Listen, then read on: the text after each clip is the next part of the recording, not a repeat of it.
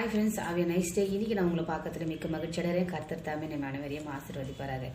இன்னைக்கு வேதத்திலிருந்து ஒரு சூப்பரான ஒரு வசனத்தை நம்ம பார்க்கலாம். எல்லாருக்கும் தெரிஞ்ச ஒரு வசனம், சங்கீதம் 55:22 கர்த்தர் மேல் உன் பாரத்தை வைத்து விடு, அவர் உன்னை ஆதரிப்பார், நீதிமானை ஒருபோதும் தள்ளாட ஓட்டார்னு சொல்லி ஒரு வசனத்தை நம்ம பார்க்குறோம்.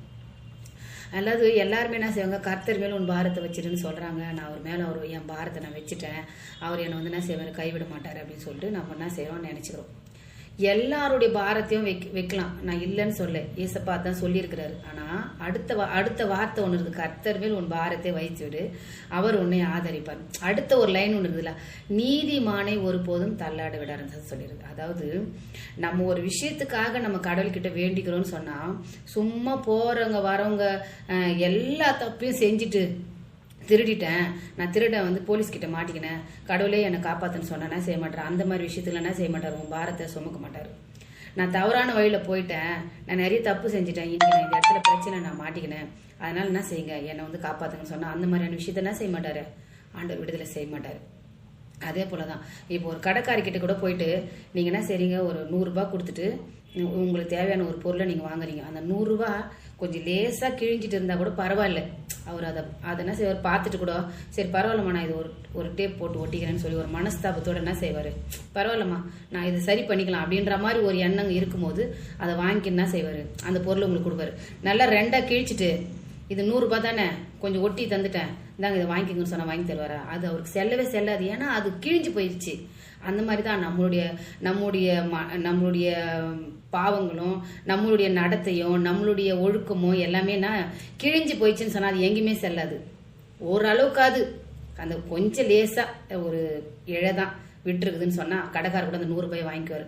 ரொம்ப கிழிஞ்சிட்டு இருந்தா என்ன செய்ய மாட்டார், வாங்கவே மாட்டார். ஒரு கடைக்காரருக்கே அந்த ஒரு 100 ரூபாய் நோட்டுக்கே அவ்வளவு கரெக்டான ஒரு வேணும்னு சொன்னா அந்த 100 ரூபாய் நோட்டு கரெக்டா இருந்தா தான் வாங்குவாருன்னு சொன்னா, கர்த்தராகிய இயேசு கிறிஸ்து நம்மளுடைய பாவங்களுக்காகவும் நம்மளுடைய துக்கங்களுக்காகவும் நம்மளுடைய ஆசீர்வாதங்களுக்காகவும் சிலுவையில அறையப்பட்ட அவர், வானத்தையும் பூமியை உண்டாக்கினவர், உன் பாரத்தை என் மேல வச்சுட்டுன்னு சொல்லிட்டா எல்லாரும் பாரத்தை வச்சுட்டா சுமக்க முடியாது. அதுக்கு அடுத்த ஒரு வார்த்தை சொல்லுது, நீதிமானா இருக்கிற உம்முடைய பாரத்தை என் மேல வை, நீ எனக்கு கரெக்டா இருக்கிறியா. ஒரு அப்பா கூட ஒரு மக ரொம்ப பிடிச்சிச்சின்னு சொன்னா, என் மகன் எனக்கு ரொம்ப உகந்தவ, அவ எனக்கு ரொம்ப பிடிக்கும்னு சொல்லி உன்னோட தேவையை நீ கேட்கவே இல்லைனாலும் பரவாயில்ல, உங்க அப்பா கிட்ட என் மகன் ஏதோ ஒரு தேவைக்காக ரொம்ப கஷ்டமா இருக்கிற, அவ முகம் வாடலா இருக்குது, அதனால அவளுக்கு நான் அந்த தேவையை என்ன செய்யணும்னு அவர் எங்க இருந்தா என்ன செய்வாரு, கடன் வாங்கி எடுத்துன்னு வந்தாவது உங்களுக்கு என்ன செய்வார், அந்த பணத்தை உங்களுக்கு கொடுத்து உதவி செய்வார். அந்த மாதிரி உலகப்பரமான தகப்பனுக்கு உன்னுடைய முகத்தை பார்த்தாவே உன்னோட தேவை தெரியும், ஏன்னா நீ அவருக்கு ரொம்ப பிடிச்ச மக. அப்படின்றப்போ நாம இயேசு கிறிஸ்துக்கு பிடிச்சவங்களா இருந்தா மாத்திரம்தான் நம்மளுடைய பாரத்தையும் நம்முடைய துக்கத்தையும் சுமக்க அவர் தயாரா இருக்கிறாரு,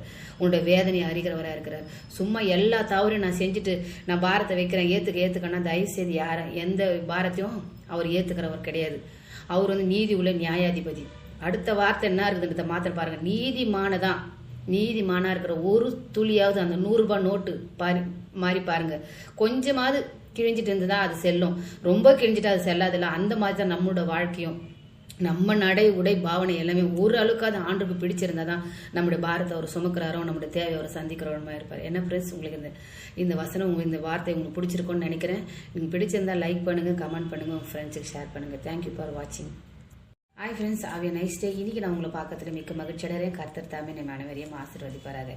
இன்னைக்கு வேதத்திலிருந்து ஒரு சூப்பரான ஒரு வசனத்தை நம்ம பார்க்கலாம். எல்லாருக்கும் தெரிஞ்ச ஒரு வசனம், சங்கீதம் 55:22 கர்த்தர் மேல் உன் பாரத்தை வைத்து விடு, அவர் உன்னை ஆதரிப்பார், நீதிமானை ஒருபோதும் தள்ளாட ஓட்டார்னு சொல்லி ஒரு வசனத்தை நம்ம பார்க்குறோம். அல்லாது எல்லாருமே என்ன செய்வாங்க, கர்த்தர் மேல உன் பாரத்தை வச்சிருன்னு சொல்றாங்க. நான் அவர் மேல என் பாரத்தை நான் வச்சுட்டேன், அவர் என்னை என்ன செய்வார், கைவிட மாட்டார் அப்படின்னு சொல்லிட்டு நம்ம என்ன செய்யறோம்னு நினைச்சுக்கிறோம்.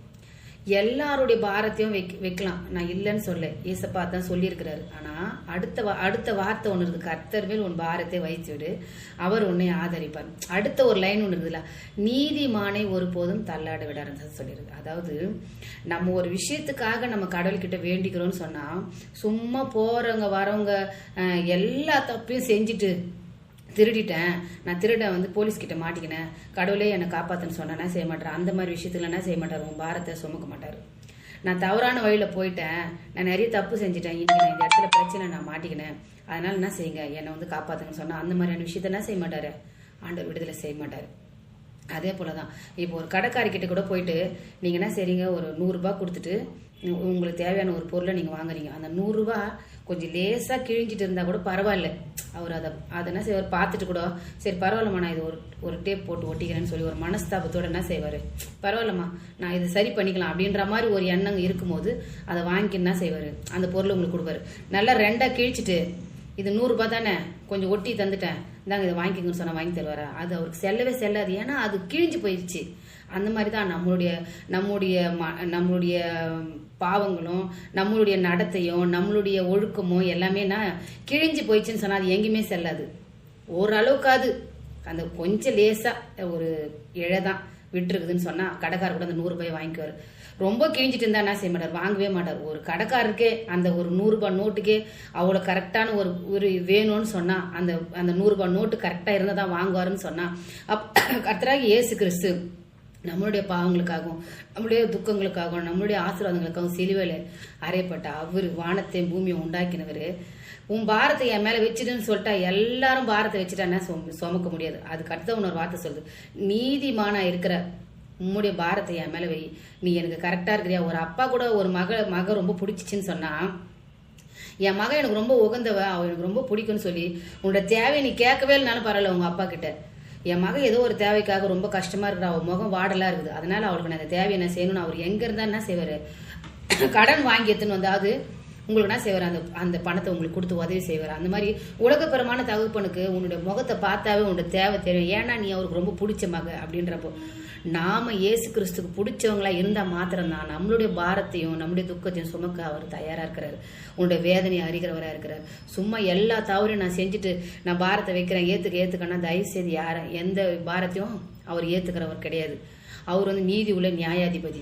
அடுத்த வார்த்தை என்ன இருக்குதுன்றத மாத்திரம் பாருங்க, நீதிமானா இருக்கிற ஒரு துளியாவது அந்த 100 ரூபாய் நோட்டு மாதிரி பாருங்க, கொஞ்சமாவது கிழிஞ்சிட்டு இருந்துதான் அது செல்லும், ரொம்ப கிழிஞ்சிட்டு அது செல்லாதுல்ல. அந்த மாதிரி தான் நம்மளோட வாழ்க்கையும் நம்ம நடை உடை பாவனை எல்லாமே ஒரு அளவுக்காவது ஆண்டுக்கு பிடிச்சிருந்தாதான் நம்முடைய பாரத்தை அவர் சுமக்கிறாரோ நம்முடைய தேவை அவர் சந்திக்கிறோமா இருப்பார். என்ன ஃப்ரெண்ட்ஸ், உங்களுக்கு இந்த வசனம் இந்த வார்த்தை உங்களுக்கு பிடிச்சிருக்கும்னு நினைக்கிறேன். நீங்கள் பிடிச்சிருந்தா லைக் பண்ணுங்க, கமெண்ட் பண்ணுங்க, உங்கள் ஃப்ரெண்ட்ஸுக்கு ஷேர் பண்ணுங்க. தேங்க்யூ ஃபார் வாட்சிங். ஹாய் ஃப்ரெண்ட்ஸ், அவைய நைஸ் டே. இன்னைக்கு நான் உங்களை பார்க்கறதுல மிக்க மகிழ்ச்சியடைறேன். கர்த்தர் தாமே நம்ம அனைவரையும் ஆசீர்வதிப்பாராக. இன்னைக்கு வேதத்திலிருந்து ஒரு சூப்பரான ஒரு வசனத்தை நம்ம பார்க்கலாம். எல்லாருக்கும் தெரிஞ்ச ஒரு வசனம், சங்கீதம் 55:22 கர்த்தர் மேல் உன் பாரத்தை வைத்து விடு, அவர் உன்னை ஆதரிப்பார், நீதிமானை ஒருபோதும் தள்ளாட ஓட்டாருன்னு சொல்லி ஒரு வசனத்தை நம்ம பார்க்குறோம். அல்லாது எல்லாருமே என்ன செய்வாங்க, கர்த்தர் மேல உன் பாரத்தை வச்சுட்டுன்னு சொல்றாங்க. நான் அவர் மேல என் பாரத்தை நான் வச்சுட்டேன், அவர் என்னை என்ன செய்வார், கைவிட மாட்டார் அப்படின்னு சொல்லிட்டு நம்ம என்ன செய்வோம்னு நினைச்சுக்கிறோம். எல்லாருடைய பாரத்தையும் வைக்கலாம், நான் இல்லைன்னு சொல்ல, ஏசப்பா தான் சொல்லியிருக்கிறாரு. ஆனா அடுத்த வார்த்தை ஒண்ணு இருக்கு, கர்த்தர் மேல் உன் பாரத்தை வைத்து விடு, அவர் உன்னை ஆதரிப்பார். அடுத்த ஒரு லைன் ஒண்ணு இருக்குதுல்ல, நீதிமானை ஒருபோதும் தள்ளாட விடாருன்னு சொல்லியிருக்கு. அதாவது நம்ம ஒரு விஷயத்துக்காக நம்ம கடவுள்கிட்ட வேண்டிக்கிறோம்னு சொன்னா சும்மா போறவங்க வரவங்க எல்லா தப்பையும் செஞ்சுட்டு திருடிட்டேன், நான் திருட போலீஸ்கிட்ட மாட்டிக்கினேன், கடவுளே என்னை காப்பாத்துன்னு சொன்னா செய்ய மாட்டார். அந்த மாதிரி விஷயத்துல என்ன செய்ய மாட்டார், உன் பாரத்தை சுமக்க மாட்டார். நான் தவறான வழியில போயிட்டேன், நான் நிறைய தப்பு செஞ்சுட்டேன், இன்னைக்கு நான் இந்த இடத்துல பிரச்சனை நான் மாட்டிக்கினேன், அதனால என்ன செய்யுங்க என்னை காப்பாத்துங்கன்னு சொன்னா அந்த மாதிரியான விஷயத்த என்ன செய்ய மாட்டாரு, ஆண்டவர் விடுதலை செய்ய மாட்டாரு. அதே போலதான் இப்போ ஒரு கடைக்காரிக்கிட்ட கூட போயிட்டு நீங்க என்ன செய்றீங்க, ஒரு 100 ரூபாய் கொடுத்துட்டு உங்களுக்கு தேவையான ஒரு பொருளை நீங்க வாங்குறீங்க, அந்த 100 ரூபாய் கொஞ்சம் லேசா கிழிஞ்சிட்டு இருந்தா கூட பரவாயில்ல, அவர் அதை என்ன செய்வார், பார்த்துட்டு கூட சரி பரவாயில்லம்மா நான் இது ஒரு டேப் போட்டு ஒட்டிக்கிறேன்னு சொல்லி ஒரு மனஸ்தாபத்தோட என்ன செய்வாரு, பரவாயில்லம்மா நான் இதை சரி பண்ணிக்கலாம் அப்படின்ற மாதிரி ஒரு எண்ணம் இருக்கும்போது அதை வாங்கி என்ன செய்வாரு, அந்த பொருளை உங்களுக்கு கொடுப்பாரு. நல்லா 2ஆ கிழிச்சிட்டு இது 100 ரூபாய் தானே கொஞ்சம் ஒட்டி தந்துட்டேன் இந்தாங்க இதை வாங்கிக்கோங்கன்னு சொன்னா வாங்கி தருவாரா? அது அவருக்கு செல்லவே செல்லாது. ஏன்னா அது கிழிஞ்சு போயிடுச்சு. அந்த மாதிரி தான் நம்மளுடைய பாவங்களும் நம்மளுடைய நடத்தையும் நம்மளுடைய ஒழுக்கமும் எல்லாமே கிழிஞ்சு போயிடுச்சுன்னு சொன்னா அது எங்கேயுமே செல்லாது. ஓரளவுக்காது அந்த கொஞ்சம் லேசா ஒரு இழைதான் விட்டுருக்குதுன்னு சொன்னா கடைக்காரர் கூட அந்த 100 ரூபாய் வாங்கிக்குவார். ரொம்ப கிழிஞ்சிட்டு இருந்தா என்ன செய்ய மாட்டார், வாங்கவே மாட்டார். ஒரு கடைக்காரருக்கே அந்த ஒரு